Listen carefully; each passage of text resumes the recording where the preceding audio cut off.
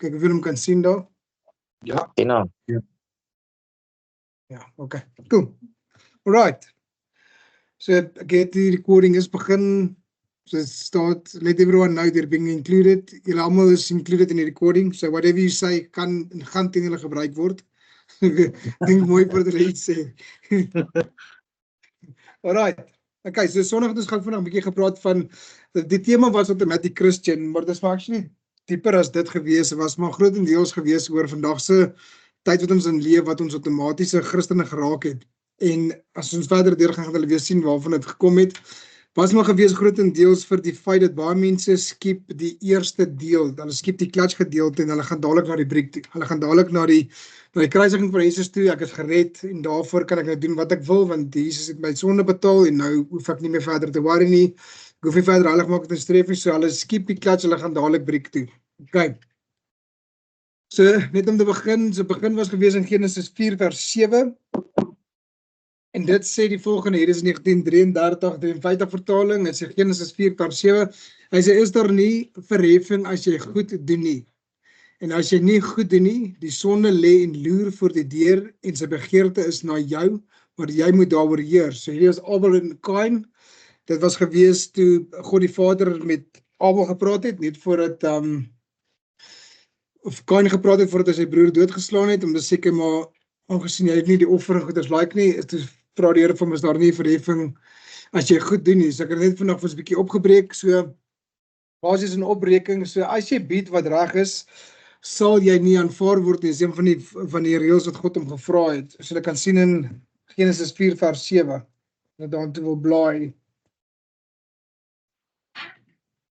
Is daar 'n verheffing as jy goed doen nie?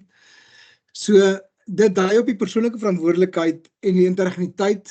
Dit dui daarop dat wanneer jou dade, motiewe en offers in lyn is met wat reg is, dit tot aanvaarding lei, het sy deur God, deur ander of binne jou eie gewete. Right. So julle ken die verhaal van Abel en Kain. Hierdie is om te sê dat jy moet letterlik jou ek dink ons het laasweek ook al van gepraat van jou goeie werke sonder geloof en jou geloof sonder goeie werke. En op die einde van die dag is dat jy moet dit op 'n regte hart doen. Jou hart moet in lyn wees met wat God vir jou, nie wat God vir jou wil nie, maar jou hart moet opreg wees met die Here. Dis maar selfs soos as jy met jou vrou vra om te trou, as jy gaan vra om te trou net omdat jy agter lustful feelings aangaan, kan ek nou al sê, it's not gonna last very long. Want jy word gewoond daaraan en ja, maar ken, maar nou, ons almal was nog jonk op 'n tyd gewees, ek ken nou die stories, maar as jy daarin gaan en jy vind 'n vrou en daar's liefde, en jy is lief vir mekaar, en jy sit daar heeltyd bo jouself, en jy ag op bo jouself, dan jou offers wat jy gee, is werklik waar uit die hart uit.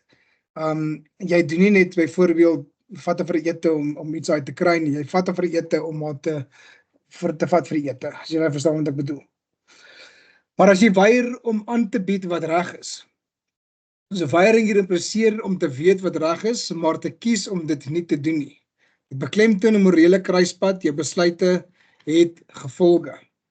Jy sien, hier is ons nou waar ons kom by die automatic Christians. So nou baie van hulle wil nie regtig aanvaarding vat vir hulle besluite wat hulle neem nie. Hulle wil nie regtig aanvaarding vat vir wat reg of wat verkeerd is nie. Ons almal van kleins af weet wat reg en verkeerd is. Jy is klein persoon het geweet, as jy jou maatjie se pen gevat het, nou voordat enigiemand jou geleer het of jy vertel het daarvan, as jy jou maatjie se pen gevat het jy skuldig gevoel oor sy pen, wat jy gevat het en in jou sak gesit het. Nie per ongeluk nie, jy het die pen gevat, dis 'n mooi pen, jy het hom in jou sak gesit, hy soek hom, jy immediately het skuldige gevoelens en daardeur geen nie om hoe klein die kind is, die eerste reaksie wat hy het is, hy lieg gehoor. Ek het nie op pen gevat nie. Ek weet nie waar sy nie, I don't know. Dit is maar net, gaan kyk maar 'n bietjie in elke kleuterskool goeders, dit is dit. En dit is dieselfde wat met ons gebeur, dit is so, ons weet wat reg en verkeerd is. Maar ons weier om accountability te vat, ons weier om verantwoordelikheid te vat vir ons verkeerde keuses. Dit is makliker om iemand anders te blameer vir dinge wat ons verkeerd doen en wat verkeerd gaan in ons lewe, as om actually accountability te vat vir ons eie aksies. Welke aksie is daar? Reaksie. En dit is self met die, met die morele kruispunt wat ons dan elke dag teekom. Dit is, die Here leer jou, die woord van God leer ons, sê, julle sal die waarheid ken en die waarheid sal julle werklik waar vry maak. Met ander woorde is niks anders as om accountability te vat vir jou verkeerde aksies nie, om op te staan en sê, weet jy wat, yes, ek het gesondig, it was me, I'll take accountability, Here kom ons help my, Heilige Gees, dat ek deur die sonde kan werk en dat ek deur dit kan werk. Daar het so mooi ding gesê, en dit val my nou by, dit is, hy sê, I looked over to your glass to see what you needed. Hy sê, but you looked over in my glass to see if I had more than you. There is a difference, daar is 'n morele verskil om in iemand se glas te kyk en kyk of hulle iets nodig het, en om in 'n persoon se glas te kyk en kyk of hy meer of beter as jy het. Julle verstaan daai konsep. En dit is maar presies hierdie van die morele kruispunt wat jy elke dag mee bykom, is dat, are you really gaan jy tot terme van jouself kom, of kom by jouself, dan is dit genoem in 'n grapwyse van, hy het altyd gehoor van bou 'n brug en kom daaroor. Are you really going to come to a point where you're actually just going to take morele integriteit in yourself? En dit is ook maar een van die karakters wat ons dan maar leer van Here af nader in God beweeg, is om God se karakter ook te hê, om te sê dat dit is dan die karakter wat ek dan wil hê as 'n persoon, om te sê dat at least I won't be the most likable person, maar at least deur my karakter en my morele sal ek by die waarheid staan en by die waarheid wees. As ons net verder aan lees in die vers, so sê, sonde, die roofdier, hurk en wag buite die deur van jou hart. Ons het so nog van gepraat en gesê, dit is exactly what the enemy does. Hy lê en loer vir jou, hy wag vir die oomblik wat jy net bietjie verkeerd gaan. So net so bietjie wanneer jy van die pad af begin beweeg, wag hy sodat hy kan neerslaan, sodat hy jou kan infiltreer, sodat hy jou bietjie verder kan mislei van God se koninkryk en God se heerlikheid af. Dit is, hy is konstant wag net vir die oomblik wat jy actually van die pad afduik. En dit is hoekom ons soveel dinge kry, ons soveel dinge kry wat ons mee elke dag pys, kan mense maar sê, dit is ek kan nie verstaan hoekom jy ewe skielik hierdie temptasie het om 'n sekere ding te wil doen nie, of te wil deursien nie. Ek het dit my nooit geplan nie. Dis nou pla dit my. Gaan vra maar vir enige persoon wat vir jare lank drink. Die drank pla hom nooit regtig nie, tot hy vir homself sê, ek gaan vandag ophou drink. Dan pla dit hom verskriklik omdat hy nie vandag kan drink nie. Dit was my gewees, sal met die rook gewees. Dit het my nie regtig geplan nie. Ek het party skofte deurgewerk en veral as ek besig was, dan gaan ek deur 12, 10 ure sonder om enige sigaret te rook. Maar toe ek die dag sê, ek gaan nou ophou, toe kon ek nie 10 minute gaan. En toe sit asof my kop afraak, omdat ek vir 10 minute lank nie 'n sigaret kon kry nie. En dit is maar presies wat die vyand doen, so hy lê heeltyd vir jou en loer en hy wag vir hy oomblik, net daai skreefie wat jy kan oopmaak sodat jy kan infiltreer. En dan kom hy en dan, hulle sê mos dit kom uit buite soos klein jakkeltjies. Alright.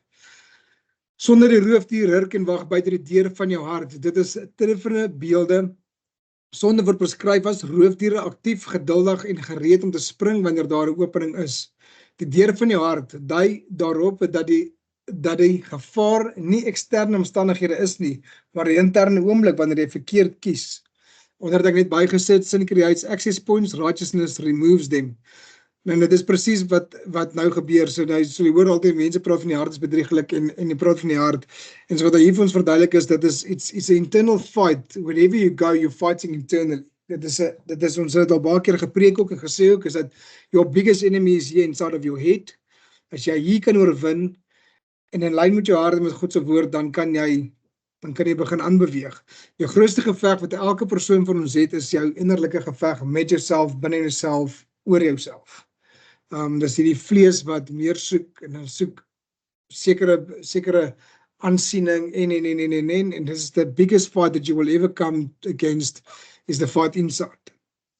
Nie almal wil dit hê nie. Dis makliker om te weet dat maak nie saak, ek is mos 'n mens, arme ek is maar net ou dit, en daarom het Jesus my gered, en ek kan nou maar anders sodat ek aanhou, want ek is mos nou tog klaar 'n sondaar. Ek hoef mos nou niks verder meer te doen nie. Die Here het mos nou klaar vir my die prys betaal, en daarom mis hulle dan heeltemal, we call it as automatic Christian, en hulle dink net omdat net deur Jesus te aanvaar, dat alles net smooth sailing en gemaklik is, en nou gaan alles dit gebeur.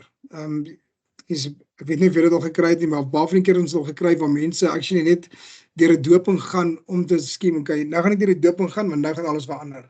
I've reached the bottom point of my life, ek is op die ergste punt van my lewe. As ek nou gaan doop, gaan alles weer beter gaan. As ek nou my hart vir God gaan gee, dan gaan alles beter gaan, want ek is ons dan nou die kind van die Here, en die Bybel, die woord sê ons dan, al hierdie beloftes gaan vir my gegee word. Wanneer die werk doen, I don't want to put in the effort, but I want the medallion. I want the prize at the end of the day. Ons spot altyd en sê, as jy gaan kyk na 'n Olimpiese speler, en hy staan op die podium, en hy dra sy eerste plek, en hy dra sy vlag, en hy die goue medalje, en alles, everybody wants that. Almal soek daai medalje, almal soek glory, almal soek daai prys, maar niemand wil die werk en die effort insit, wat hy ingesit het, 2-3 dae oggend opstaan, ijskoue water te gaan swem, om die temperatuur wat in 'n ander land is te balanseer, en goed. Niemand wil daai werk doen nie, maar almal wil net die medalje deel hê.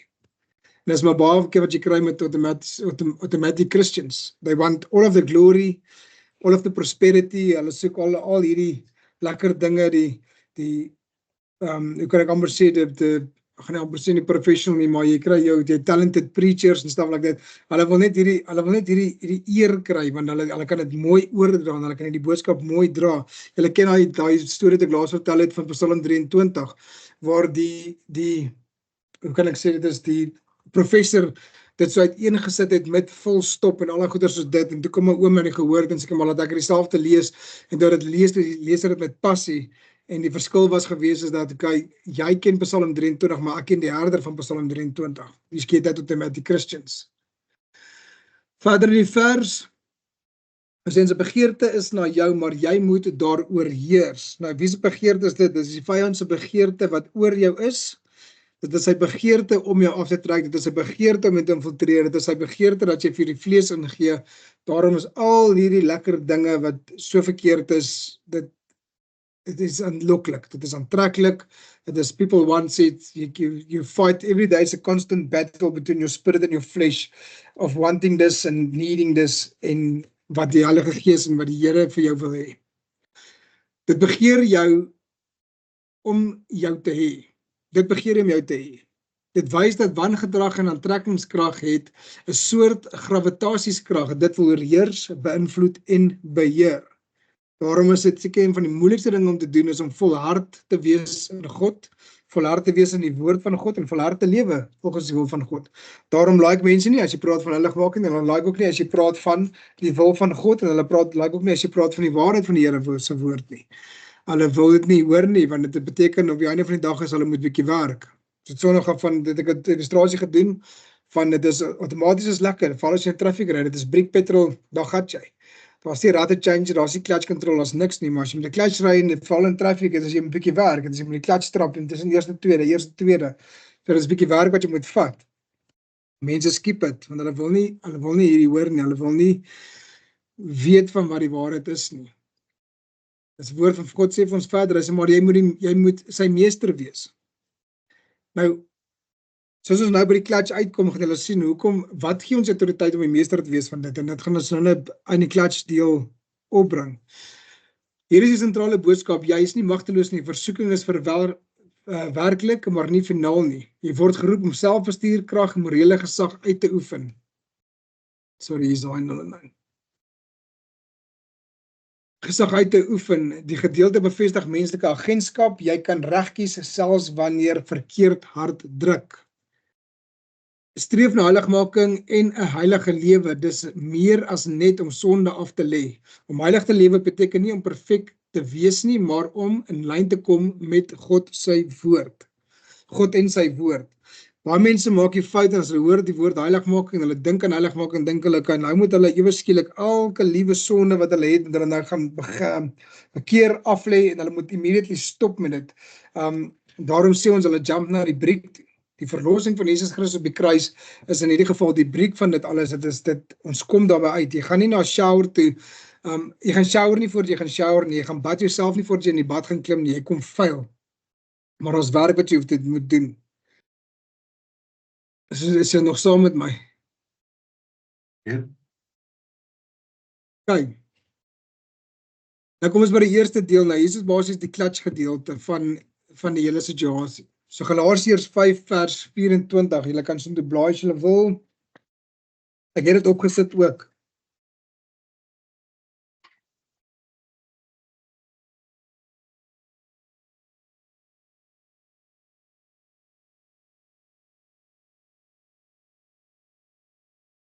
Galasiërs 5 vers 24, maar die wat in Christus behoort, het die vlees met sy hartstogte en begeerlikhede gekruisig. Onthou dat ons wat aan Jesus Christus behoort, reeds gekruisig is, reeds kruisiging ervaar het. Dit druk 'n geestelike waarheid uit, nie 'n fisiese een nie. Paulus leer dikwels dat wanneer 'n gelowige met Christus identifiseer, hulle op 'n simboliese en transformeerde wyse deel in sy dood en opstanding. Skus, ons is nou by die breek. Hier is die breek. Hier is die clutch, sorry. So Romeine 6 vers 10 tot 11, ek wil net sê. Also jump back, sien jy, word ek ook nou outomaties 'n Christen, ek spring met direk breek toe. Dis lekkerder, is makliker. Alright, clutch is Romeine 6 vanaf vers 10 tot 11.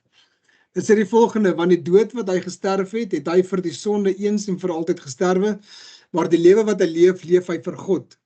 So moet julle ook reken dat julle wel vir die sonde dood is, maar lewend is vir God in Christus Jesus ons Here.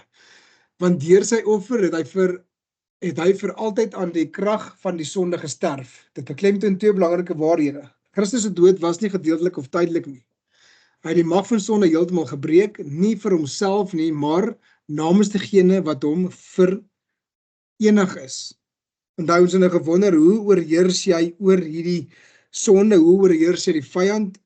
Jy begin werk in sit, jy clutch, trap jy clutch, jy werk, en jy gaan doen iets omtrent, en jy die autoriteit wat Jesus Christus vir jou gegee het, en te sê dat is, hy het al klaar vir jou reeds, hy het klaar reeds homself en onsself vrygemaak van die sonde. Ons is dood vir die sonde. Daarvoor het ons dan, moet ons ook dood wees oor die sonde. Ons moet dood wees vir die dinge en die aanvalle van hierdie wêreld af. Dit is die God wat ons die autoriteit gegee het, en sê, julle hierdie autoriteit deur Jesus Christus, en as jy aanvaar het, as jy 'n bietjie werk ingesit het en dood is vir hierdie sonde, dan sal hulle agterkom dat dit het niks, julle liggame is 'n dooie sel. Dit is, daarvoor sê ons ook, I no longer live, but Christ lives in me. Dit is, die ou is verby, the sins I used to do, I do them no more. Devil, you're fighting a dead person. Dit is, jou eerste ding wat jy moet by terme kom, is dat ek is dood vir sonde. Dit is, met ander woorde, jy onttrek jouself heeltemal, hoe kan ek maar amper sê, dit is nie die breek nie, maar die breek kom saam met die breek, maar dit is, jy onttrek jouself heeltemal in jou sondige wyse. Dit is niks anders as heiligmaking leef nie. Heiligmaking leef is nie noodwendig om heeltemal nou te beweeg en sê, wel nou gaan ek net heilig wees, want hoe minder sonde ek het, hoe heiliger is ek nie. Dit is much more deeper than that. Heiligmaking kos werk, dit kos jou energie, dit kos jou tyd om in te sit in die woord van God, in die Heilige Gees, en te kan bid en nader te kan beweeg in Jesus Christus, nader te kan beweeg in God die Vader, sodat jou verhouding deur Jesus, deur die Heilige Gees gelei, jy versterk kan word, as jy verstaan wat ek bedoel. As jy bly clutch trap, jou bene, alles word sterker, dit is jou liggaam word sterker, daar's oefening wat in dit ingaan, but you're actually doing something in effort to move the vehicle forward and to move faster. En dis dieselfde wat ons moet doen, ons moet heeltemal besef dat ons is eens en vooral dood van sonde. Daarvoor moet ons heiligmaking nastreef. Heiligmaking nastreef is nie noodwendig net om sonde af te lê nie. Dit is 'n deel daarvan, but that comes with time. Gaan soek God in sy geregtigheid en die res sal vir jou bygevoeg word. You will learn to overcome your sins the closer you move to God. Nader aan God beweeg, en jy is dood vir sonde, hoe makliker sal jy oor sekere dinge kom, as wat jy gedink het jy ooit moontlik sal wees. Daarvoor is heiligmaking ook belangrik om te weet dat dit is noodsaaklik dat ons Bybel lees en bid, dat ons nader in God kan beweeg deur onsself aan hom oor te gee, deur sy regverdigheid geregverdig kan word. Ons het laas 2 weke of laas Sondag van gepraat. So wat dit beteken is dat once you give over, wanneer jy nou heeltemal heiligmaking nastreef en jy nader aan God beweeg, dan sal hulle agterkom dat die kerk van vandag weer sy krag sal terugkry. Die kerk van vandag het sy krag verloor om rede. As jy gaan kyk na die ouer kerke waar krag prominent was, daai ouens het gebid, daai ouens het Bybel gelees, daai ouens het unity gehad in 'n gemeente, daai ouens het saamgestem in die gemeente, daar was 'n eenheid gewees wat onbreekbaar en wankelbaar was en daar was gebede gewees. Ek weet, daai ouens het wat 3-4 keer 'n week gebid. Ek onthou daai keer het wat diener gesê by Lig en Lewe wat julle daai hele week aan mekaar gebid het, of was langer as dit gewees, wat julle aan mekaar gebid het, en the testimonies that came out of that is because then the power is restored. En dit is wat heiligmaking is. Heiligmaking is om jouself nader aan God te, ek gaan nie sê forceer nie, maar nader aan God te beweeg, deur jouself te openbaar aan die Here en sê, Here, hier is ek, reinig my, maak my skoon, louter my. Gaan 'n bietjie verder lees. So dan, Christus se dood was die gedeelte of die tydelike nie, hy het die mag van die sonde heeltemal gebreek, nie net vir homself nie, maar namens degene wat hom vernietig is. Sy dood word die beslissende oorwinning vir sonde se gesag. So daar's jou autoriteit, daar's all what you need to know. As jy gewonder het, hoe gaan jy oorheers? Hoe gaan jy hierdie vyand oorheers wat heeltyd vir jou lê en loer? Hy lê by jou agterdeur en hy wag heeltyd vir jou. He wants to pounce on you. Hy wil kyk waar jy opening maak sodat hy jou kan vang. Hoe oorheers jy? How do you fight something you cannot see? How do you fight something that you know by your own strength you cannot win? En dit is presies deur dit. As dit is deur Jesus Christus se dood dat die beslissende oorwinning klaar reeds ons gegee. He took the keys from Hades, het die vyand verslaan. Dit is die oorwinning, dit is al autoriteit wat jy nodig het. Onthou, ons veg die vyand nie uit ons eie krag en mag nie, maar ons veg hom uit die autoriteit van Jesus Christus wat hy vir ons gegee het, deur hom te verslaan het op die kruis van Golgotha. Deur sy bloed het hy die vyand verslaan, deur daai autoriteit veg ons the principalities and the demons in the skies. We don't fight it on our own strength. Anders dan gaan ons sleg tweede kom, net soos daai ander 3 laities wat probeer het die duiwels uitdryf, soos wat hulle Paulus gesien doen het. Hulle gaan vir jou seermaak, en daarvoor staan ons in ons eie autoriteit nie, maar ons staan in die autoriteit wat Jesus Christus vir ons gegee het, deur te sê, dit is deur my bloed is julle genees en gered en meer as oorwinnaars. Maar hy leef nou onafgebroke vir die Vader se plesier. Christus se opstandingslewe is deurlopend, doelgerig, volledig in lyn met God se wil. Dit stel die patroon en die uitnodiging vir gelowiges. Die lewe word nou na God toe geleef, bemagtig deur die opstandingslewe. Jy sien, dit is niks anders as heiligmaking nie. Jou lewe word nou na God toe beleef.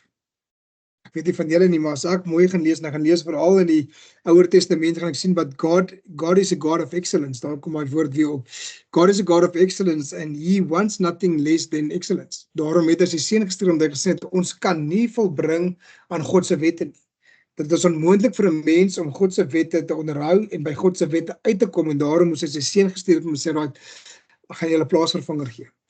Maar dit sê nie vir ons, nou kan ons die clutch mis, die werk insit om nader aan God te beweeg, met ander woorde die heiligmaking en na Jesus streef en dood wees vir sonde en die sondige lewe afsterwe nie. Daarom beteken dit nie ons kan dadelik net dit vryspring en net dadelik na Jesus Christus toe gaan nie, want ons moet, die lewe word nou na God toe beleef, net soos Jesus Christus doen, moet ons ook doen. Dit is ons hele doel is om soos Jesus te wees, om nader aan God te beweeg, sodat ons ook behaaglik in sy oë kan wees. En daarom moet ons deur die clutch gedeelte gaan, voor ons by die briek uitkom. Aangesien jy nou met hom verenig is. Dit is 'n vereniging met Christus, die sentrale tema van Romeine 6.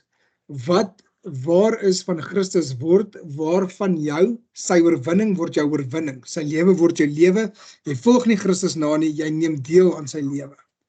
I no longer lives, but Christ lives in me. It's nothing more than dis 'n verbond wat jy doen. Die dag as jy Jesus Christus aanneem as jou verlosser en saligmaker, dis 'n verbond wat jy doen, en jy sê, Here, ek neem U aan as my verlosser en saligmaker. This is my covenant that I've got with you to say that I will dedicate my life to serve you. If you can come in part to me en dan deur my kan werk. Ons sê dit baie keer, instrument into your hands, jy gebruik ons as 'n instrument. Dit woord van die Here, die Heilige Gees word deur ons geopenbaar vir die wêreld daar buite. Dit is ons straal die getuienis van God daar buite uit.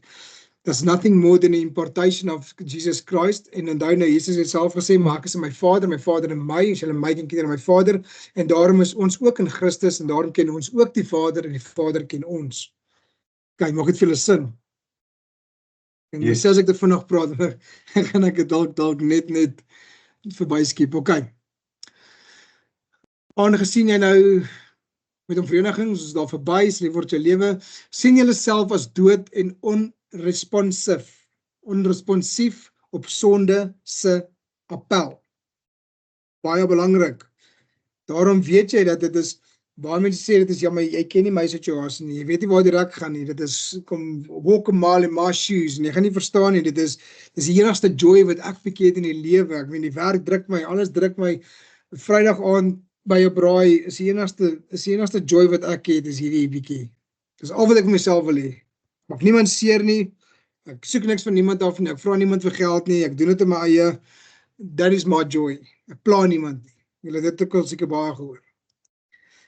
En as jy nou mooi gaan lees, dan sien ek, so sien hulle self as dood en onresponsief, jy sien hulle, you cannot jump the clutch to go to the brake, jy moet jouself dood sien en onresponsief vir die sonde se appel. Want wat gebeur is, and that is why we become automatic Christians, is we try and ons is geneig om die clutch te skip. Ek was Sondag of so gewees, wat ek vir iemand vertel van toe ons nog jonger was, jy sê, ons wil gaan kuier het ek so blou koors al gery en die klatskabel gebreek, maar dit het my nie gestop nie. Want my pa het my nou weer 'n ander trick geleer, en seker maar die goeie hardheid, omdat hy my nie wou kom haal nie, sê nie, hier by so 2.500-3.000 revs en gly in 'n rat, en ja, wel, ek het geen kuier sonder 'n clutch, needless to say.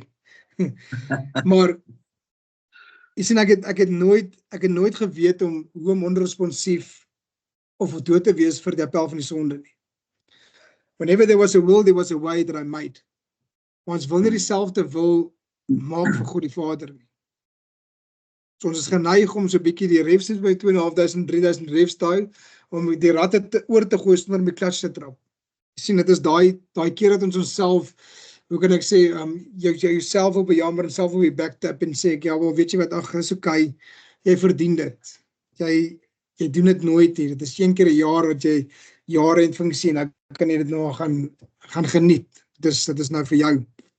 En deur daai, dit is dan, is jy heeltemal totaal en al is teenoorgestelde van onresponsief, jy is responsief vir die appel van die sonde, en die nadeel wat daar verwag is dat hy vyand het die hele jaar vir jou gelien wag. Hy het vir jou die hele jaar, hy het vir seker klomp strikke gegee, hy het laat hulle op jou skree by die werk, hy het laat die werk kwaad word vir jou, hy het laat jou vrou vir jou kwaad word oor die werk, dat jy by daai jaar het van seker kom, dan is hy vir jou, guess what guys, openbaar, en jy skiem vanaand is jy aand, dis 'n bietjie my aand. Jy sien, hy heeltyd in loer, en hy wag, en hy wag, en hy wag, en hy wag, en hy wag, en dan, baie van ons dink is net, ek praat van heeltemal van outomaties en clutch Christene, maar baie van ons dink dit is net elke nou en dan, of 'n ou wat permanent outomatiese Christen is, dit is nie dit nie, hy wag reeds vir God se kinders. Laat ek dit so stel, die vyand worry nie oor sy eie mense nie. Hy het nie 'n saak oor hulle nie, solank hulle in sy kamp is, het hy nie 'n worry wat hulle doen nie. Hy wil inteendeel sal hulle aanpoor, en hy sal hulle seën ook self, en hy sal hulle net nog meer laat in die afgronde gaan, so wat hulle wil, but he's waiting, alleen loer. Ek wil hê dit is belangrik om te weet van Genesis, wat hy gepraat het van alleen loer by die deur en hy wag. Dis nie noodwendig vir sy eie kinders en vir die wêreldse mense wie hy alleen loer en verwag nie. The enemy doesn't need to wait and to pounce on his own. Hy loer reeds vir kinders van God, vir Christene van God, wat daar 1 keer 'n jaar sy klatskabel gebreek is, en hy op 2000 revs om oor wil gooi, en automatic Christen wil word, lê hy in voor en wag, en daai een dag, as ek moet terugdink in getuienisse, daai een dag wat hy heeltyd vir jou gewag het, vir daai hele jaar, wat jy die klats getrap het, en gewerk het vir jou heiligmaking, en nader aan God beweeg het, en daai een oomblik, net daai een oomblik van swakheid, wat jy ingegee het vir die sonde se appel, wat jy ingegee het vir die vyand om jou self te oorreed dat dit is okay, slaat hy jou so hard dat dit voel asof die wêreld nog nie uitgeruk is. Dan sien jy die dag daarna is almal kwaad vir jou, tot die hond wil jou byt, en ja, die buurvrou gooi jou met klippe, en dit is allerhande goeders, en jy weet nie alles wat jy gedoen het die vorige aand. Maar dit is presies wat die vyand doen met elkeen van ons. Hy lê heeltyd in wag, lê hele tyd in wag. Hoekom dink jy as die kinders van God so moeg en mat? Hoekom dink jy in Februarie, Maart maand hoor die kinders van die Here sê, maar ek is moeg. Die jaar het begin en ek is klaar moeg. Ek is klaar oor die jaar, ek kan klaar wees met die jaar. Alles moeg en mat. Die kinders van die Here het nie, daar's nie meer vreugde van om God te dien nie. Daar's nie meer vreugde om kerk toe te gaan nie. Daar's nie meer vreugde om die Here te prys en te loof en goeders nie. Almal die kinders van die Here het so moeg en mat geraak. As omdat hulle konstant in 'n geveg is met hierdie bose magte en hulle wil heeltyd die fout maak om dadelik na die breek toe te spring en nie na die klats nie, en dit is ook maar hulle moeg word. Want as ons Jesus aanneem, as ons God aanneem op wat hy vir ons hierso sê en sê, right, jy moet werk en sit, you have to start pressing your clutch, you have to start working on it, dan sal hulle sien, maar Jesus sê vir ons uitdruklik, hy sê, so moet julle ook reken dat julle wel die sonde dood is, maar lewend is vir God en Christus Jesus ons Here. So as jy dood is vir die sonde, wat se werk het jy daar om te doen?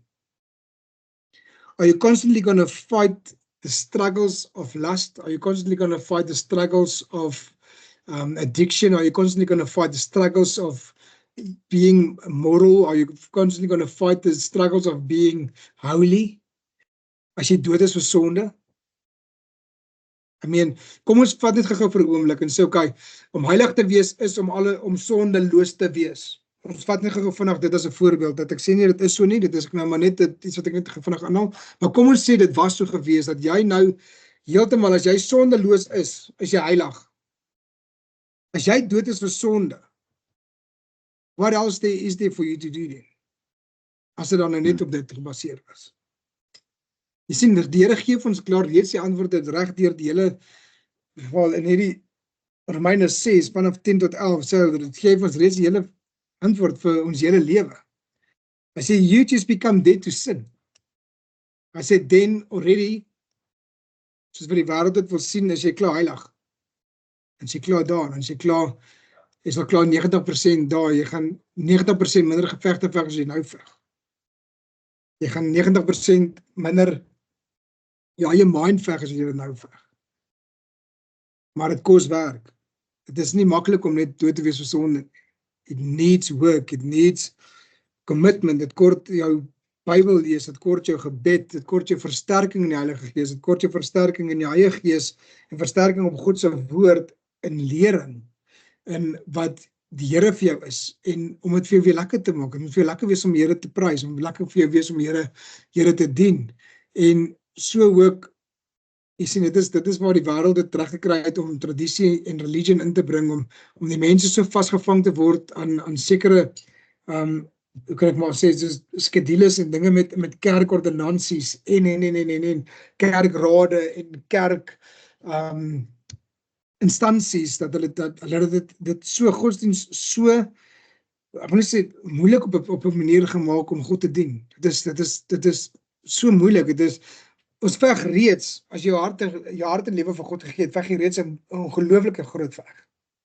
Jy veg jou eie gedagtes, jy fight a massively flesh and spirit fight every day that you're fighting against each other. En nou kom die kerk en hulle maak dit nou nog moeiliker. Ons hoor gisteraan toe ons by Willa was, John sal getuig, waar hulle gesê het, daar is een of ander plek waar jy het 'n 3 jaar kursus wat jy moet doen net om gedoop te word.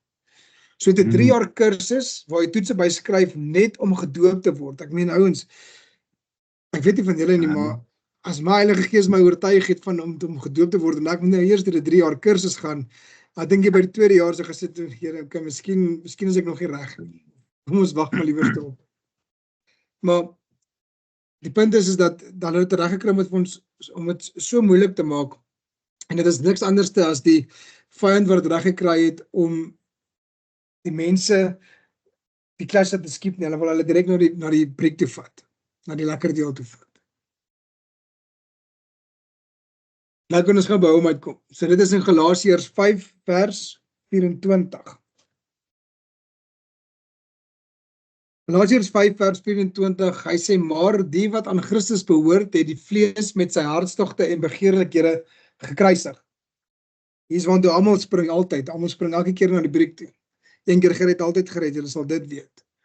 Onthou dat ons wat aan Jesus Christus behoort, reeds kruisiging ervaar het, dit druk 'n geestelike waarheid waarheid uit, nie 'n fisiese een nie. Paulus leer dikwels dat wanneer 'n gelowige met Christus identifiseer, hulle op 'n simboliese en transformeerde wyse deel in sy dood en opstanding.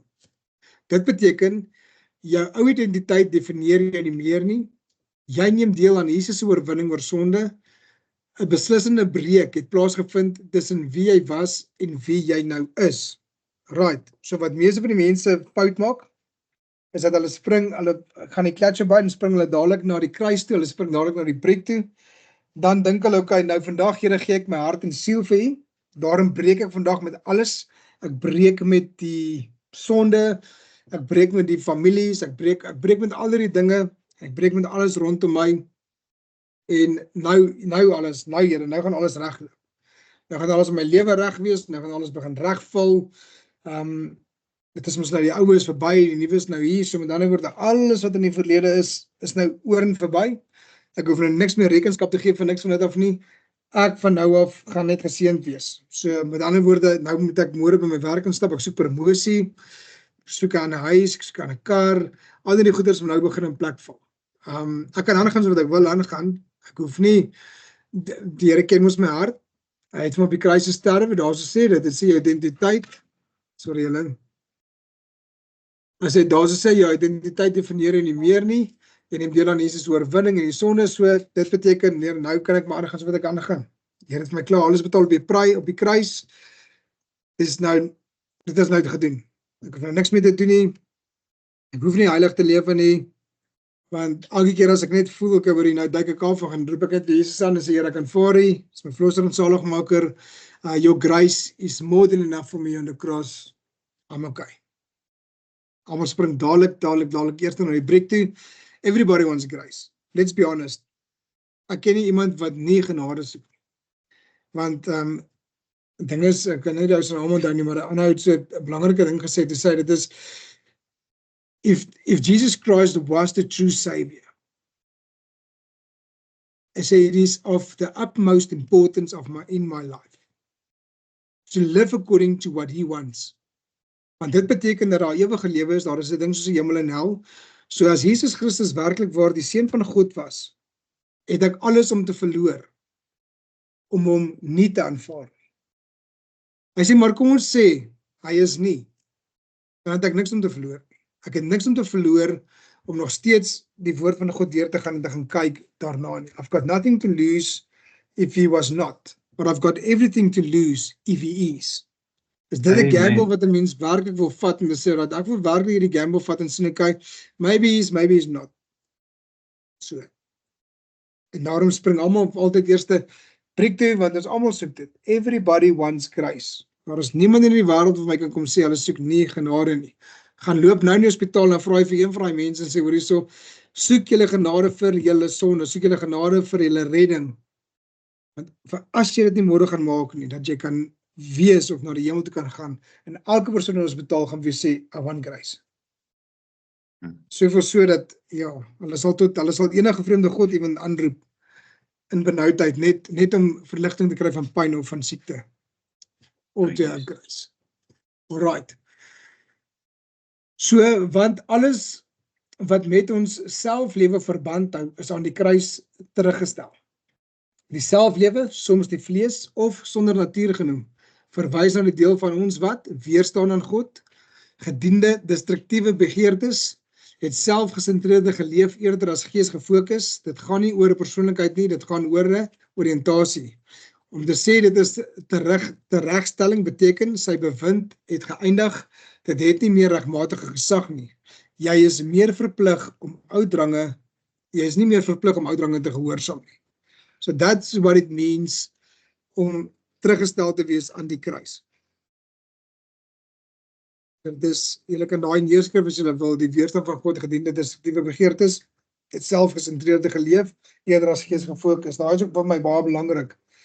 Waarvan ons dink, omdat ons die clutch, in ander woorde, leer jou om meer geesgesentreerd te word.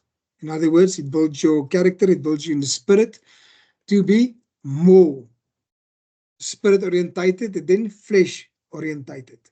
Die wêreld is alles, kyk die vyand kort ook jou liggaam om te werk, Daarom sal jy sien dat die wêreld is agter die vlees aan en alles wat jy doen. And everything it does, it is for winning of nie vir winning nie, but vir 'n wins vir die vlees. Dit is tot oorgawe vir die vlees. Dit is lekker vir die vlees.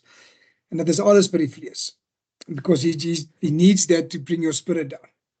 Maar die oomblik as jy begin werk en sit en jy begin jy jou clutch gebruik en jy begin actually dood word vir sonde, dan gaan jy agterkom, okay, maar nou begin jy meer in die gees en wandel en minder in die vlees.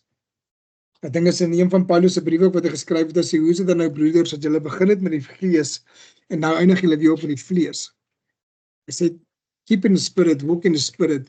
At the end of the day, is dit basies al wat die geveg oor gaan, dit is vir jou gees. En so, don't skip the clutch directly to the brake. Dit vat ons dan nou na die laaste punt toe, dit is Galasiërs 5, vers 16, hy sê, maar ek sê, wandel deur die gees, dan sal julle nooit die begeerlikheid van die vlees volbring nie. Dit is nou net die vorige een, so wandel in die gees, dit is nou jou petrol. So loop deur die gees, leef jou daaglikse lewe gelei deur die Heilige Gees.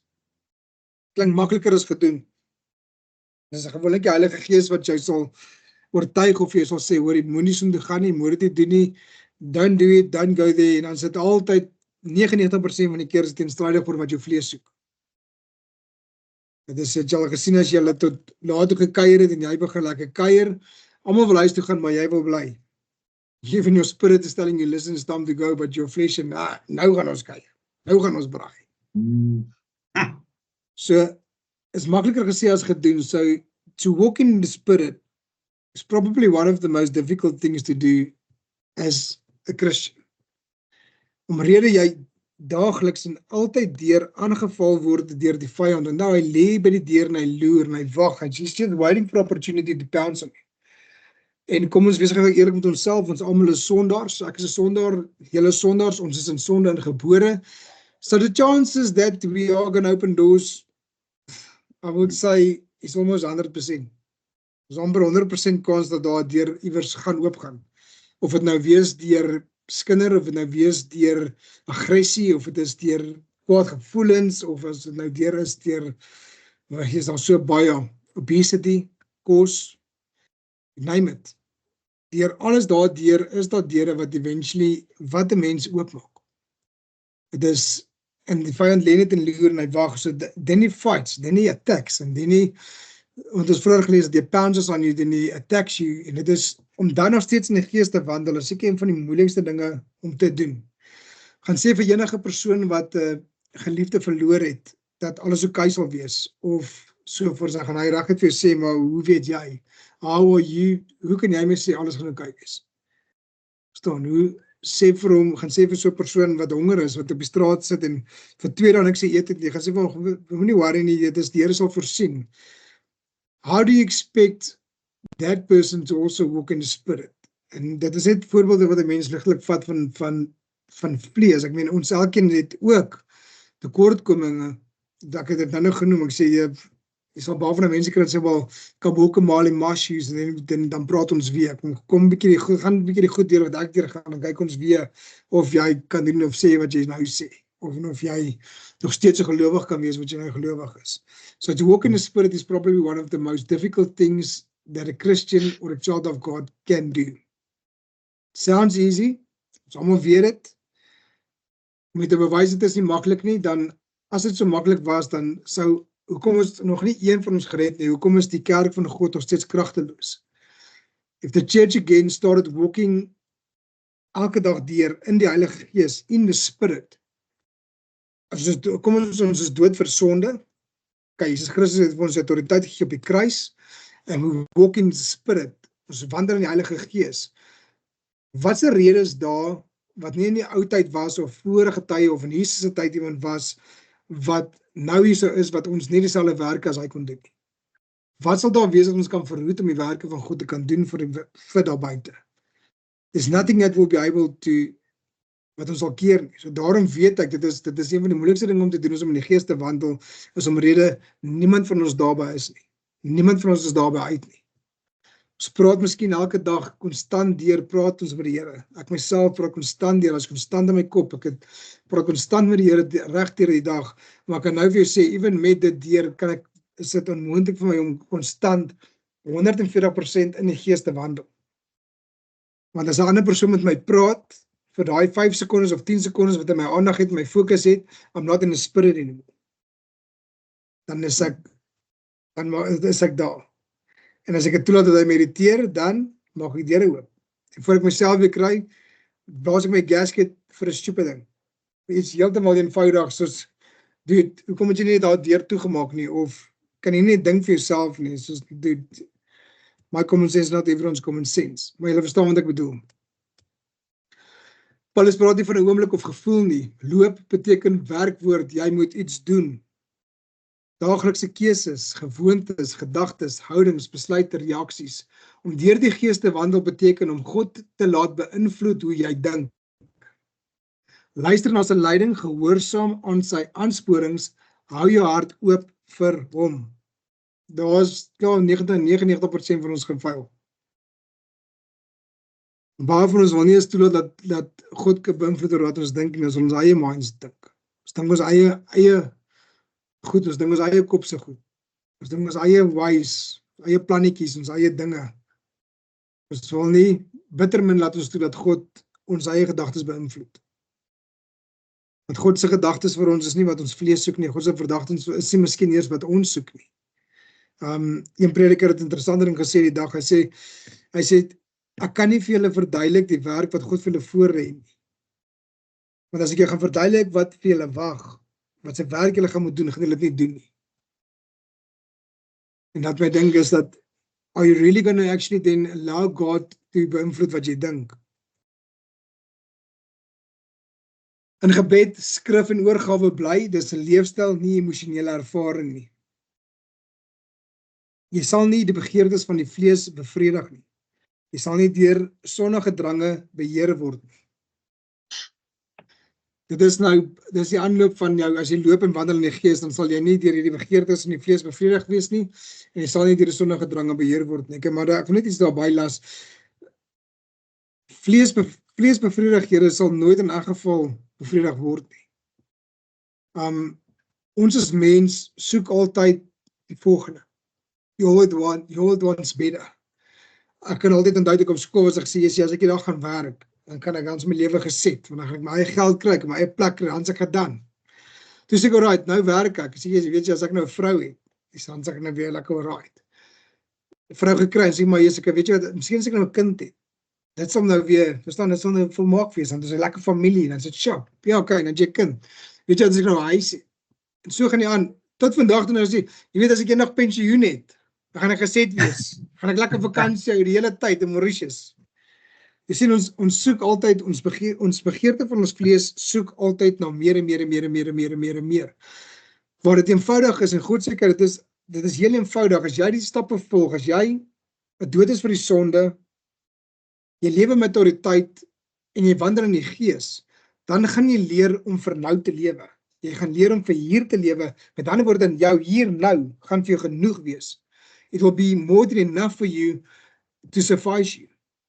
Jy sal bevredig wees, want jy soek nie meer, jou begeertes vir jou vlees, is nie meer jou begeertes van die vlees. Ek weet nie om het vir jou te verduidelik nie, maar dit is, ja, as ek moet terugdink aan wat ek altyd in die verlede gesien het as aanskoulik as suksesvol en wat ek wil doen, wat ek wil wees, en wat dit nou is, dit twee verskillende goed. Ek is nou op die oomblik, die feit dat ek die woord van God kan oopmaak en kan lees, en die Heilige Gees met my kan deel en my kan praat, en ek die kans om te kan bid, is ek een van die rykste manne wat ek dink al ooit bestaan het. Een van die mees suksesvolste manne wat al ooit bestaan het, want ek het geleentheid om met my God te deel. So it changes. But now, all of a sudden, is my vlees is bevredig. Want ek soek nie meer hierdie dinge van die wêreld nie. I don't want this lust for this world anymore. Ek is dood vir sonde. Met ander woorde, ek is bevredig, maar ek het 'n honger in my gees. So my spirit, there's a hunger in my spirit for more of God, en meer van God, en meer van die Here. En dit is wat lekker is, dit maak het makliker om die gees te wandel, want then the more you want, hoe minder plaai die dinge jou. Ek het dit moes dit op 'n harde manier geleer het en ek sal nooit vergeet het, ek die dag wil ophou rook. Ek het so gekonsentreer om op te rook, dit was verskriklik moeilik. Dit was een van die moeilikste goed wat ek moes gedoen het, maar ek het so gekonsentreer om op te rook, dat as ek myself weer kon kry, ek het meer gerook as ooit. Want ek sê vir ek kon vir 10 minute nie sonder gered, maar ek het so gefokus en ek het gebid en ek sê, Here, asseblief, en ek bestraf dit en ek het seker wat 3 pakkie 'n dag weggegooi en 2 nuwe pakkies gaan koop. Jy weet mos hoe werk dit. En ek het dit alles bestraf, ek het myself bestraf, ek het myself seer gemaak om op te hou goeders. En iemand sê vir my die interessante ding is wat hoekom miskien nie dit God nie, want die woord van die Here leer vir jou, gaan soek vir God in sy geregtigheid, en hy sal weer bygevoeg word. En ek sê ek wel, ja, it's easy to say that. Ek sê maar my liggaam begeer 'n sigaret. En ek gesê right, let me try it. Kom ek probeer dit en ek het begin meer tyd in die Here spandeer en aan hom spandeer en nader hom spandeer en ek het begin meer in die gees wandel en toe ek myself weer kry as ek 'n naweek verby sonder om te rook. Toe sê van ek wel, nou kan die man net so wel heeltemal op, want dit is al klaar 'n naweek. En van daar af het net aangehou walk in the spirit en walk in the stap saam met God en ek het doodgeraak vir daai sonde. Ek het myself laat afsterwe vir daai sonde en daardeur was ek gered geweest. Daardeur het dit ja, die res is history, soos hulle sal sê. Alright, so die vlees in die Bybel beteken nie jou fisiese liggaam nie, dit beteken die sondige deel van die menslike natuur. Which is then alles, ja, dit is baie confusing, want baie mense dink altyd dit is hoekom ons altyd gaan na drank en rook toe, want dit is maar die algemene ding wat die vlees, dit is die moeilikste ding om op te hou, vleeslik op te hou. Maar daar is baie ander. Daar is baie ander. Skinder, tweedrag, onminsaai. Ek het nou genoem, as jy kyk in jou vrou of jou man of jou vriend of jou kinders se glas om te kyk of hulle meer as jy het, dit is daai is alles sondes wat jou aftrek. Dit is alles sondes wat jou wegtrek van die Here af. Dis jou menslike sondige natuur is om verstaan wat jy moet afsterwe, want dit is dit wat jou aantrek en soek en aanspoor vir meer en vir nog en vir nog en vir nog en vir nog en vir nog. Want ek meen, vat byvoorbeeld iemand wat geldgierig is. Hy sal nooit genoeg geld hê. Maak is ook hoeveel geld in die bank het. Vat byvoorbeeld 'n skindermond. Skindermond sal nooit kan ophou ander mense, hulle nie ander mense sake indruk nie. Altyd iets wil hoor en iets wil bysit en stories aandra nie. Selfs met obesity, die mense hulle sal nooit genoeg eet nie. Sal nooit vir hulle genoeg wees om op te eet nie. En ek meen, skinder en goed soos daai het nie enige effek op jou vlees nie. Ek heb behalwe dat ek dink aan het ouens se kaak probeer en seker net so van al die gepraat ry, maar dit het niks neeweffekte op jou liggaam soos rook en drank, as jy verstaan wat ek bedoel. Jou lewer gaan nie ewe skielik nou sleg word omdat jy meer geskinder het. En dit is wat Paulus hier bedoel het van dit beteken nie jou fisiese liggaam nie, dit beteken die sondige deel van die menslike natuur. Dit is die menslike natuur om dit te wil doen. Die feit dat jy jou vriend se pen gesteel het op skool en skuldig voel oor dit is jou menslike natuur om dit te wil doen. Verstaan jy? Jy sien hy lê daar, jou menslike natuur is net dis 'n mooi pen, ek soek hom. Behalwe 'n keer as jy gevra het, hoe het jy dit gedoen? Sê, nee, ek weet nie. Hier is 'n mooi pen, ek wil gehad het.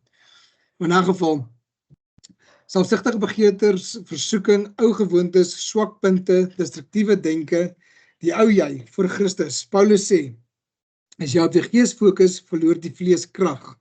Nie deur wilskrag nie, maar deur transformasie. If there's no change, there is no Jesus. So dit is, jy nader en hoe meer in die Heilige Gees wandel, en hoe meer jy accelerate, hoe vinniger beweeg jy, en hoe minder hou vas die vlees actually op jou.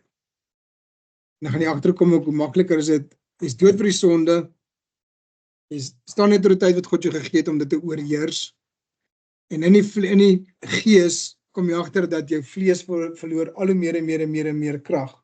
So met ander woorde, daai hele jaar wat jy heiligmaking nog gestreef het en naby geleef het aan die Here en jy kom by die jaar-eindfunksie, gaan jy nog steeds dan sterk genoeg wees as jy altyd in die gees wandel om jou vlees te oorheers en sê, nou more, I'm not gonna take it, sorry, geniet julle self maar dis nie vir my nie.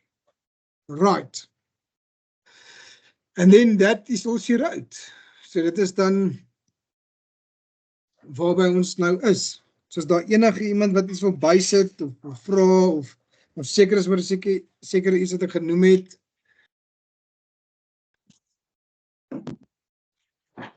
It's now your time or forever hold your peace. Ek dink is van net ja, van my kant af, dit hardloop maar mooi saam met wat ons die laaste keer ook bespreek het, dis die heiligmaking proses. En as jy lees uit Romeine 6 sê in die begin, jy weet dit verduidelik ook baie wat jy noem van die outomatiese Christen. Ek dink, as ek na myself kyk in my eie lewe, vir 35 jaar was ek 'n outomatiese Christen. Want jy is gebore as 'n Christen, jou ouers is Christene, maar daar was nooit regtig daar aanvaarding gewees nie, daar was nooit regtig daar aanneming van die Here gewees, tot en met 'n sekere punt in jou lewe nie. Ek weet, Dion sal dieselfde sê, Dien kan dieselfde sê, maar ons praat gereeld daaroor, die dag toe die Here in jou lewe kom, en hy vir jou 'n nuwe hart gee, en hy maak jy word geregverdig, en daar is dan 'n verandering wat in jou begin plaasvind. Dis nie iets wat oornag gebeur nie, dis 'n lifelong proses. En dit is hoekom ek wil net geraai een vers lees, dit is hoekom Romeine 6 vers 1, weet Paulus antwoord, hy vra 'n retoriese vraag. Hy sê, wat sal ons dan sê, sal ons in die sonde bly dat die genade meer kan word? Met ander woorde, omdat God se genade so goed is, sal ons dan meer sondig, want ons ons genade, dit is al outomatiese Christen, die Here het my vergewe, hy het my gered, so ek kan aanhou sondig, nee, dit is maar wat jy oor gepraat het.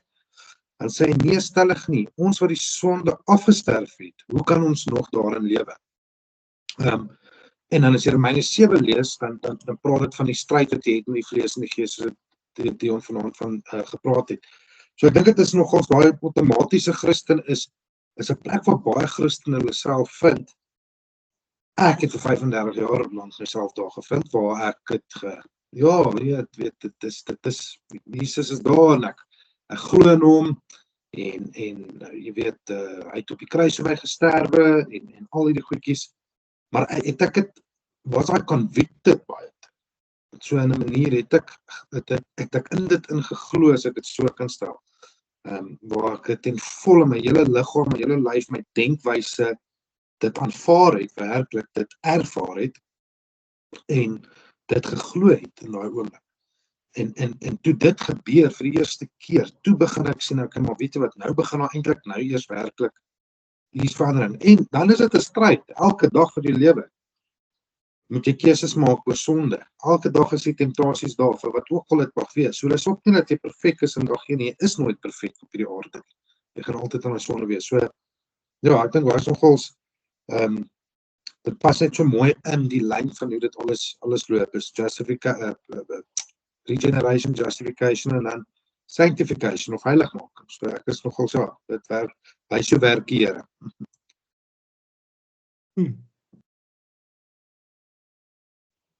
Awesome.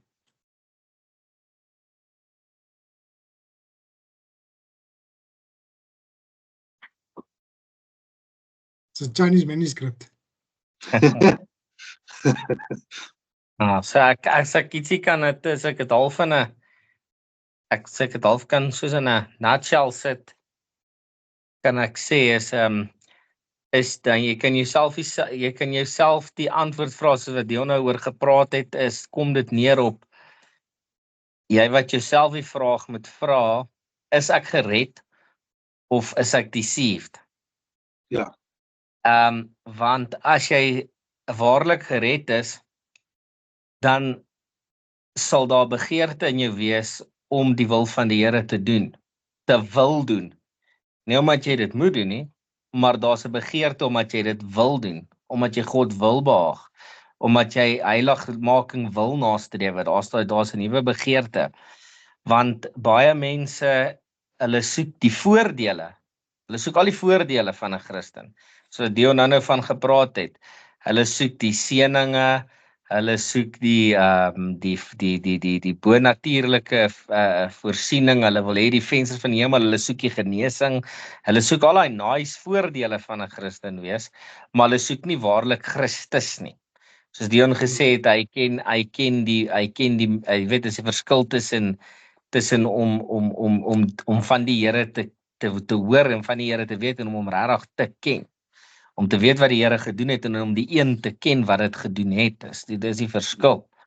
En so as jy die Here dien, of jy sê jy dink jy dien die Here, maar al wat jy die hele tyd verbid, en is baie maklik, is jy kyk net na jou gebede. Jy kyk na waaroor jy bid. Wat is jou begeertes? Jou begeertes sal vir jou die antwoord gee op waar jou hart is. En of jy 'n nuwe hart het of nie.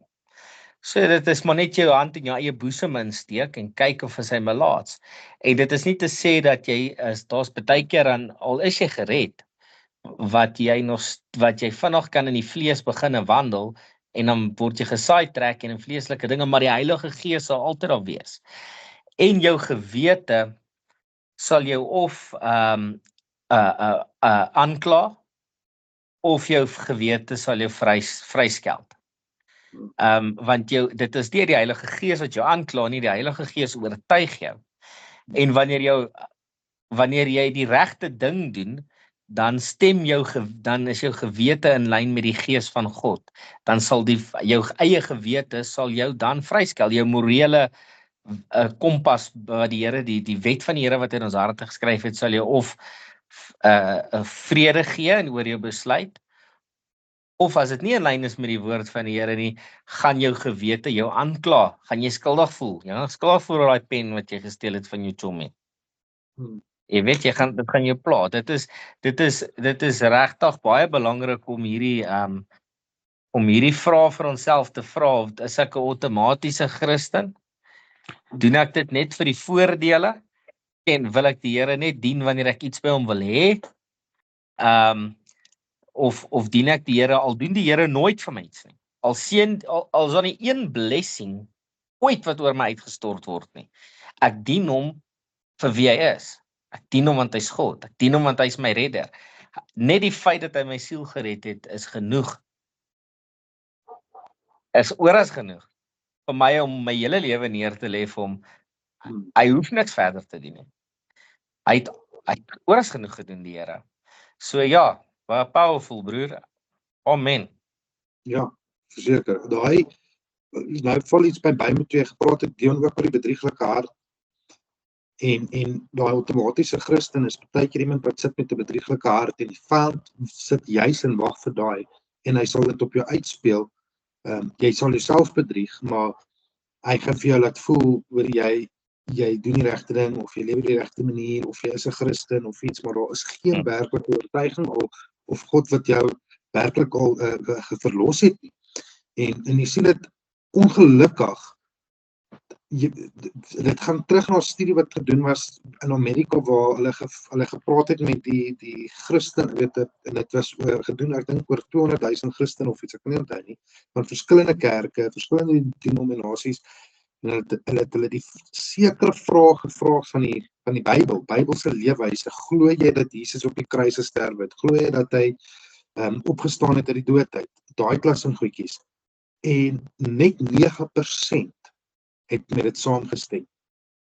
So dit sê vir jou baie van die bedrieglikheid van die hart en hoe die vyand dit teen ons gebruik. Jy weet, hy vat daai waarheid, maar hy sit agter daai waarheid staan nie eintlik 'n leuen. So hy vermom die leuen met waarheid. En jy kom dit dadelik agter, jy weet, ek dink as die Here jou werk, ek dink ons almal weet, baie diep in ons hart, ons weet nie hoe dit gebeur nie, in Johannes 3 sê dit, but it just happens. Jy weet wanneer die Here begin werk met jou. Dit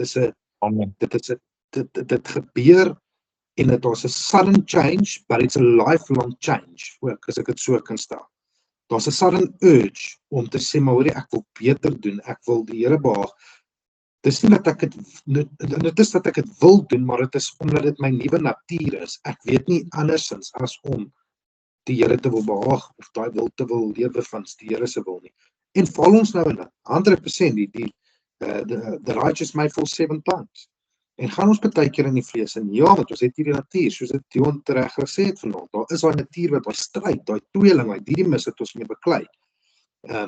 Maar ons is vrygespreek, as jy werklik vrygespreek is deur die Seun, En ons is in beheer van dit. Ons is nie meer slawe van die sonde nie, maar ons is slawe van geregtigheid, sê Paulus. So dit is waar jy daai behaag het om beter te doen, daai strewe na heiligmaking. So yes, ja, dit maak baie dinge in perspektief. Ja. Ja, sien. Can I ask a What is the- question? Yes. Okay. It's actually got to do with last week's meeting, actually. But so Martin mentioned salvation is God's work, which is right. Okay, I understand that. So, and also, you could be chosen by God, but you could also not be chosen by God. Am I right? That's what I understood, right? So, if you have not been chosen by God, does that mean that you are doomed to never be saved? So here's the question. Because it doesn't make sense that if you're not chosen by God, then how can you be saved? And that is the ultimate question for all theologians and for all Christians out there. But here's the answer to a question with a question. How do we know if you speak to an atheist today, atheist, en jy vra vir hom en jy sê vir hom God kies jou en dan goed en hy sê maar ek glo nie in God nie. So dan is ek obviously nie, dan kan ek nie gered word nie. Maar hoe weet jy dit? Want jy weet nie wanneer die Here jou aanraak nie. Jy weet nie wanneer die Here vir jou 'n nuwe hart gee nie. Jy weet it could happen to anyone. Our main purpose in life is as Christians or as evangelists en as mense wat moet uitgaan en die woord te gaan verkondig, is om dit vir elke persoon, elke nasie, elke persoon te gaan sê, want dit is wat God vir ons sê. God weet wat in die backend gebeur, hy het dit klaar beplan, hy het dit klaar gesien, hy het dit in plek gesit, soos wat dit in plek gesit is, but you and I don't know. So ons moet vir elke ou daar buite gaan beklei asof daai persoon gered is. Dit is die realiteit van die saak. En dit is die twee met baie mense sien dit as 'n paradox. John MacArthur Ja, so wat jy vir my sê is, die Here weet al klaar, jy gaan nie na hom toe en sê, ja, ek wil sy gesê wees. Of wat? So kom ek sal dit so, dink jy die Here is alwetend? Hy weet alles, ja. Do we know so we know that he's all knowing, so we also know that he's all power, he's omnipotent, he's omniscient, and he's omnipresent. So he's all those things. So if he's all those things, he knows. He knows who's going to come to him or not. Yes. Right. But also, And let me that's just, why dis hoekom jou stelling so is. Yeah.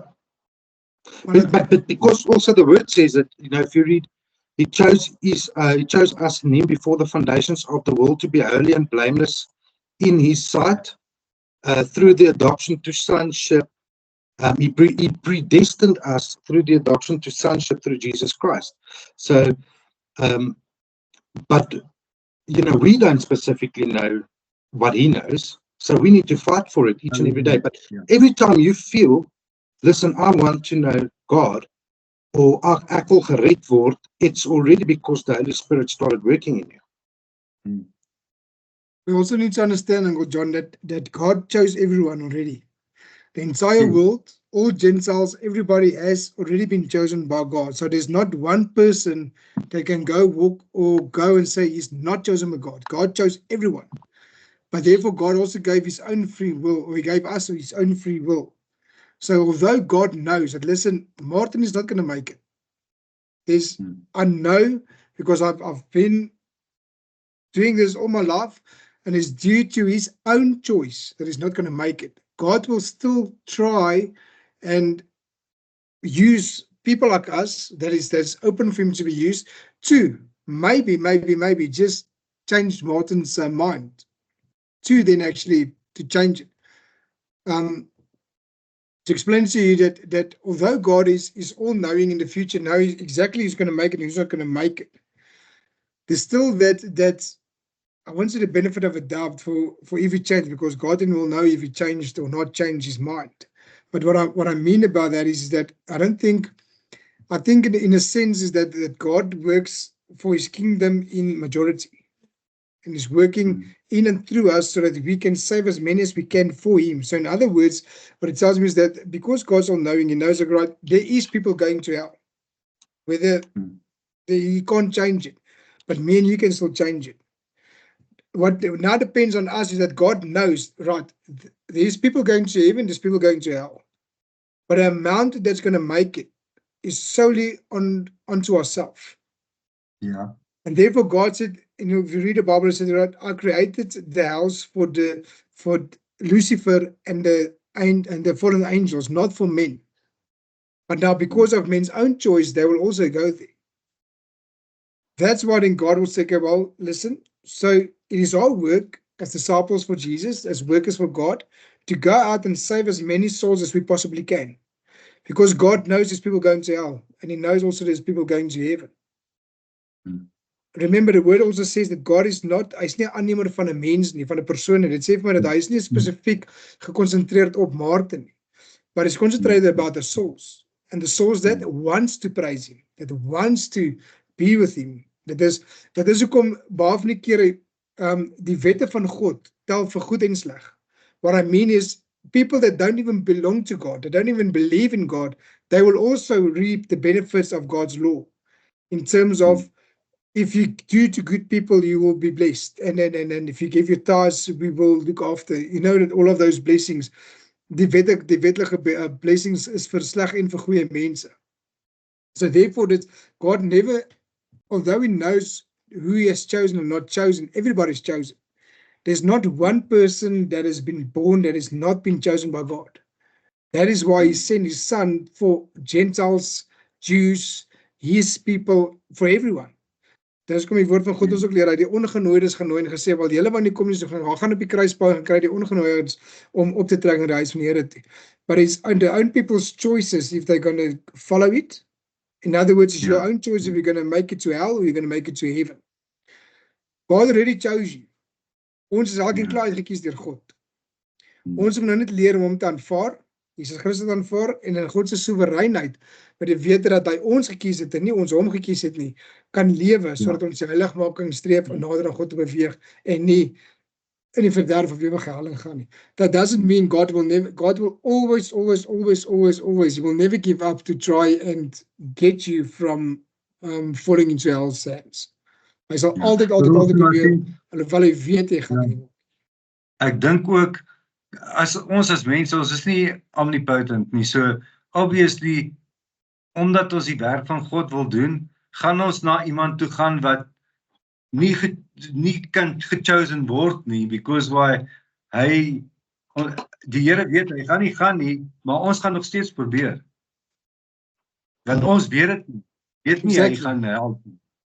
Kyk, sorry julle, kan ek net vanaand ietsie insit? Onthou, ons moet een ding verstaan is, daar's die attributes of God, die sy karaktereienskappe.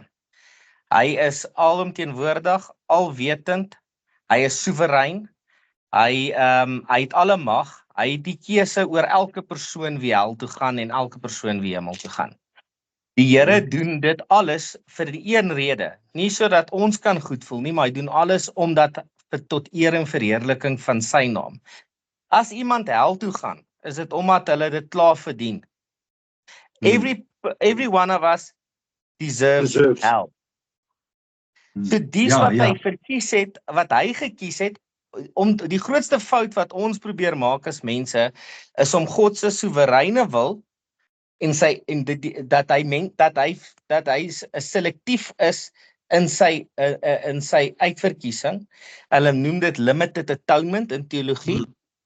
Dat ons probeer ons vrye wil reconcilieer met God se soewereine wil. Jy kan die twee nie konsolideer met mekaar nie. Ons kan dit nie verstaan nie, hulle hardloop parallel. Ons kan nie alles verstaan hoekom die Here sekere goede, as jy net gaan lees in Romeine 9, dan beskryf hy en dan praat hy van, dan sê hy, vir hierdie rede het ek vir Farao laat opstaan, om my krag oor hom te bewys. En dan sê hy in daai selfde stuk praat die Here van dat hy is die pottebakker en hy is die klei. Ons is die klei. En hy sê, het die pottebakker nie mag om uit dieselfde bondel klei een voorwerp van eer te maak en een voorwerp van oneer te maak nie. So die pottebakker het die mag oor die klei.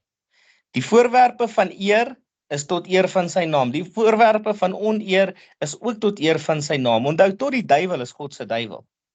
Tot die duiwel moet binne die beperkings wat God vir hom gestel het, hy kan net operate binne die perke wat God vir hom gestel het. So, en dan sê hy ook in dieselfde gedeelte, sê hy dat hy tot die goddelose geskape vir die oordeelsdag. Maar dit is daai verantwoordelikheid is op God, nie op ons nie. Ons is uitverkies en ons het ook die mandaat gekry om die evangelie te preek aan die ganse mensdom, en die Here gebruik ons as erdekryke om dit te doen. Ons is tools in die hande van die Here en ons doen dit vrywilliglik, en die wat dan gered word is tot eer van sy naam. Jesus gee die gelykenis, hy sê die saaier saai die saad. Hy sê en ander saad val op 'n goeie grond, ander val op rotsagtige grond, ander val tussen dorings en dussels. Maar al grond wat vrug voortbring is die goeie grond. Weet ons wie is goeie grond? Nee. Dis God se saak. Ons moet verstaan dat die Here selektief is presies in wie hy uitverkies en dat hy kies wie gered is en wie nie. Onthou, hy red eers jou siel voor jy eers hom kan bely as God, die Vader, want die woord sê sonder die gees van die Here kan niemand bely dat Jesus die Christus is nie. So jy besef nie eens wat met jou gebeur nie. It is a miracle, it is a supernatural act of God. En daardeur kry hy al die eer. So ons kan nooit gaan en sê, Jessie, ons kan geen eer vat van onsself om te sê, Jessie, ons het onsself, ek het die Here gekies nie. En ek het my hart vir die Here oopgemaak nie. En ek het my lewe vir die Here gegee. Nee. Jy wou nie. In die teologiese beskrywinge sê dit dat ons as sondaars, we are both unwilling and unable. Ja. En want die Here, onthou, die dag toe die Here oom sy siel gered het, daai dag het oom nie opgestaan en gedink, Jessie, vandag gaan ek my lewe vir die Here gee nie. Nee, jy het opgestaan nog met die begeerte vir die sonde. Jy het opgestaan nog met die begeerte vir die wêreld. You weren't aware of it, yeah. You were not aware. En Jean en ons sing hy liedjie. He touched me. Oh, he touched me.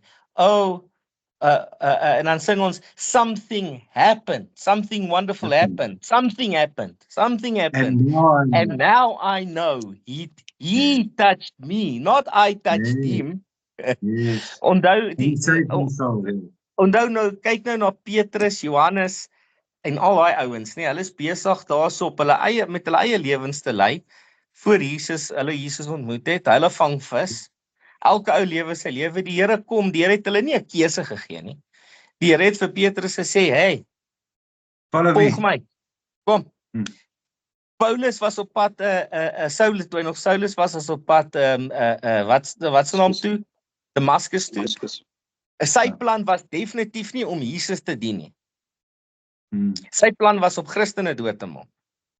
En wat het die Here gedoen? Hy het Paulus se wil oorskry.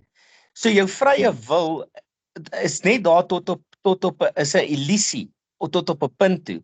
Want as die Here jou wil hê, gaan hy jou kry. As die Here jou syne wil maak, hy gaan dit doen. En hy doen dit vir 'n rede, oom Jean. En niemand van ons weet wie is gered, wie is nie gered nie. Ek kan nie sit en hierdie met julle praat en julle ken julle my hart, kan julle in my hart en my gedagtes sien? Nee, ek moet net die beste glo van julle. Ek is die een wat die benefit of the doubt moet gee. Ons as mense. Ons moet almal die benefit of the doubt gee dat daai ou is 'n kind van die Here. En met tyd sal hulle vrug dit wys of 'n vrug sal wys hulle is 'n kind van die Here of 'n vrug sal nie wys nie. En met tyd sal ons leer.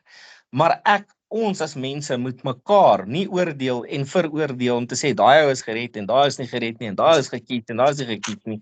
That's not our job. That's God in Dava, Uncle Jean. Daar sal mense in die hemel wees wat ons gedink het nooit ooit daar sou kom nie. Ja. Jesus sê self, en die woord sê self, die hoere sal julle vooruitgaan. Mhm. So, Mhm. nie een van ons, enigstens, het die mag om iemand te red nie. Ons het net die mag om die evangelie te preek en die pad te stap, en in die sin van die woord, die persoon, die beste evangelie boodskap te gee wat ons moontlik kan.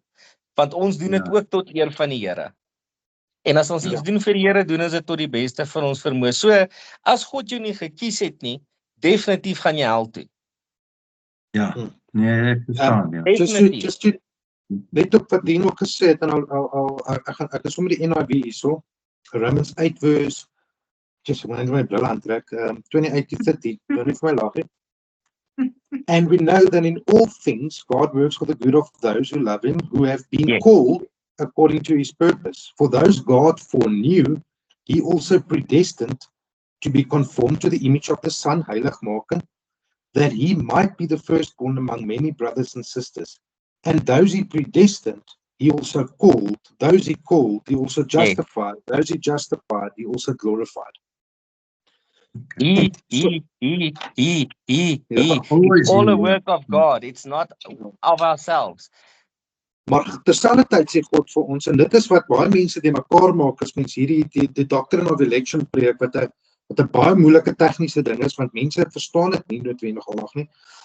Dit het my ook baie lank gevat, en ek dink dit het almal gevat om dit, jy weet jy steen dit, nee, dit werk nie so nie, maar die woord sê dit redelik duidelik, but God still gives us the Great Commission to go out and to preach the gospel, the good news, to each and every one, because we must act like everyone can be saved.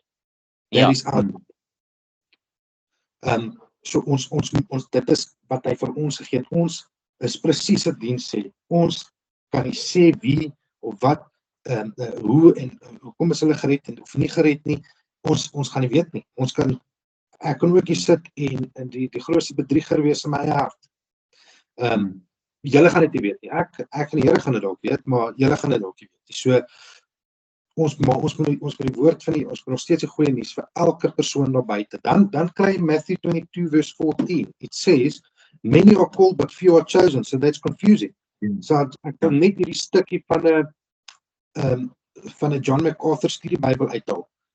The call spoken of here is something referred to as the general call or the external call, a summons to repentance and faith that is inherent in the gospel message.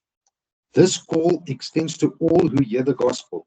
Many hear it, few respond. Those who respond are the chosen, the elect. In the Pauline writings, the writings of Paul, the word call usually refers to God's irresistible calling extended to the elect alone, Romans 8 verse 30, which we just read. Known as the effectual call or the internal call. The effectual call is the supernatural drawing of God, which Jesus speaks of in John 6 verse 4:44. John 6 verse 44 is daar waar hy sê, julle kan nie na my toe kom as die Vader wat my gestuur het, julle nie nader trek. Ja. So it's once again everything got to do with God doing the calling, doing the justification, doing the sanctification process, and doing the predestination of each and every one. So, yeah, that is because he's all-knowing. So if we argue that he doesn't know who's saved, then we can't say that he's all-knowing. So he knows who's going to be saved. Yeah, he doesn't limit one of his attributes. No. Because if we limit one of his attributes, he's no longer God. No longer God. Yeah, for sure. So it's a difficult thing for us, but the sooner we make peace with it, the sooner we have peace. Because it takes pressure off, because I also at one stage of my life thought that I have to go out and save the lost. I can save that person.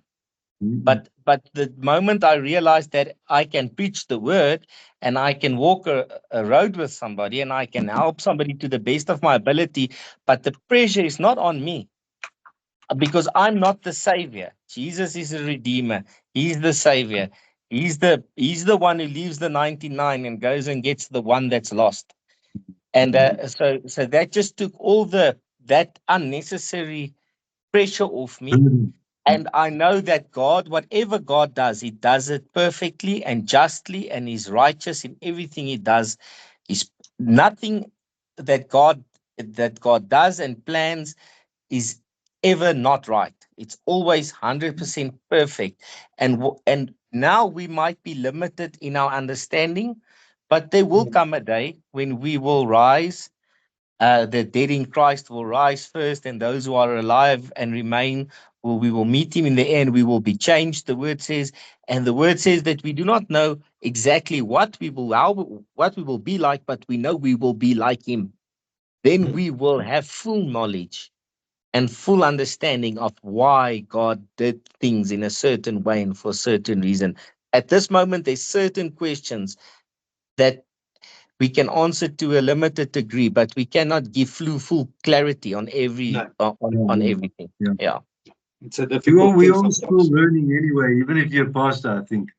So Look, there's guys that with doctorate degrees that's been studying the Word of God for 60 years that will tell you just exactly what Dean just said.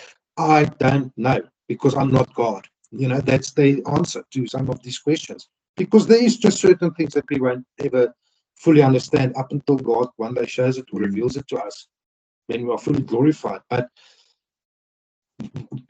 it changed something in me, for example, just as a small testimony, to serve God or to be more humble.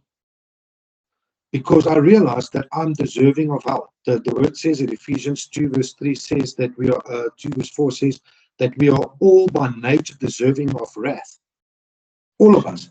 Paul says that we all fall short of the glory of God. We all, he didn't say some of us, he said all of us. So but the fact that He chose us and chose me in this sentence now, it is an absolute honor and humbles me, and I'm extremely grateful. And when I'm in a grateful, humbled position, I can praise and worship and live more according to the will of God than having a pride or a boastful mindset. To me, that changed everything in the way I see my adoption to sonship. Whereas with, previously I thought it was I chose Him. I chose God. Yes, it's the faith that God bestowed upon us or gave us that chose Him. That hand. He gave us the ability. Yeah. The ability, but it was all through Him. Nothing that I could have done could do it. I was obedient in some way, but it was because He made me. yes, With faith. He gave me faith. It changed my heart much. It changed my way of thinking. And once you realize that, you actually just want to. You cannot help but to just be stunned by His amazingness. His glorification. This amazing God that He is. And then you realize that how small you really are and how big He really is and how much He still loves me being this small. You know, it puts things into perspective for where it should be. Yeah, so it's very important, Uncle Gene, to understand the attributes of God, because if we have a limited understanding of the attributes of God, then we have limited worship. Then we do not worship Him properly. But when we understand that He's sovereign, He's all-knowing, all-powerful, omnipresent, when we understand that who He is, then we worship on a much higher and deeper level than what we would have. Because as soon as we limit Him, if we try to limit Him, then we limit our worship as well. So it's also it goes, but yeah, we can talk about this for the whole evening. We'll keep you guys here till tomorrow morning. We'll just carry on. Yeah. But what I suggest also for you guys to do is whatever we said tonight, is also go study it in the Word. Once again, like we always say. That's why I'm writing down all the verses and all that stuff as well. Write down all the stuff, go find and pray over it and go look at it and go read up more on it, because we're all on a learning phase in any event. Every single day of our lives. We will never stop. And conviction only comes from hearing the the truth and seeing the truth for yourself in the Word of God, speaking to God. It's that belief to convictions. So it's what we need to do, and and a lot of people are stunned by this when they hear it the first time. They're like, "What? That's not what I was taught." It's because it's not the most popular teaching. Let's be honest. It's not. It's not a popular teaching. Because it's a hard teaching to do. It's something that you need to be very careful of when you teach it, because you can, there can mean so Might just say the wrong thing. But I'd rather know the truth, because the truth will set you free, and that is just the reality of it in all senses. Yeah. Sure. No, but thank you. Thank you. A pleasure, Uncle Gene. I'm glad you're asking questions. I wish more people would ask questions. I have to ask questions because sometimes in your own mind, you don't always understand exactly how it fits in. And because you say something, and I might not understand it the way that you said it. Exactly. So that's why I'm asking the question. Mense, julle moet vra. Ja. Ja, is alles reg. Baie dankie. Welkom, Dina. Hoe gaan dit daai? Voel jy reg?